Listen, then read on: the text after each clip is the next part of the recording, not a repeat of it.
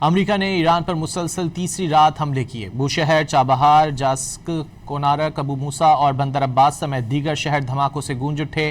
امریکی central command نے اعلان کیا ہے کہ اس نے ایران کے خلاف حالیہ حملوں کی لہر مکمل کر لی۔ سینٹ کام کے مطابق حملوں میں ایران کے ساحلی دفاعی نظام، میزائل اور ڈرون ٹھکانوں کو نشانہ بنایا گیا۔ ایران پر حملوں کا تازہ ترین سلسلہ 5 گھنٹے تک جاری رہا۔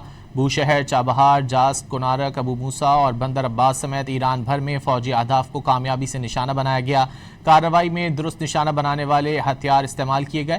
مقصد تجارتی جہاز رانی پر حملہ کرنے کی ایران کی صلاحیت کو مزید کمزور کرنا ہے۔ اس سے پہلے ایکس پر جاری بیان میں سینٹ کام نے کہا کہ یہ حملے صدر ڈونلڈ ٹرمپ کی ہدایت پر کیے گئے۔